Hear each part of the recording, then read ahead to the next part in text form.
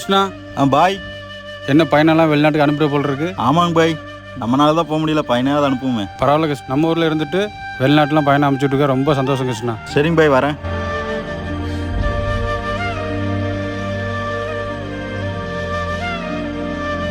பா, என்னய்யா எந்திரிச்சிட்டிங்களா?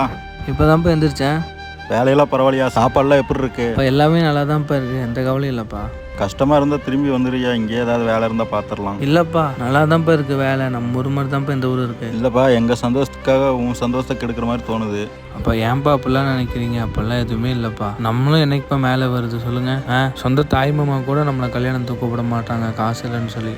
நம்மளாம் என்னைக்குப்பா மேலே வருது? நான் இந்த மாதிரி வெளிநாடு வந்து கஷ்டப்பட்டால் தான்ப்பா வர முடியும். நீங்கள் கவலைப்படாமல் இருங்கப்பா, சரிங்களா? நான் இங்கேருந்து நம்ம ஊருக்கு வரும்போது கண்டிப்பாக காசோடு வருவேன். நம்ம வீடு கட்டுறோம், கண்டிப்பாக கார் வாங்குகிறோம், சொந்தக்காரங்க முன்னாடி நம்ம நல்லா இருக்கிறோம்ப்பா. சரிப்பா, இருந்தாலும் வருத்தமாக இருக்குது. ரோட்டில் நடந்து போகிறப்ப 4 பேர் கேட்குறாங்க, உன் பையனை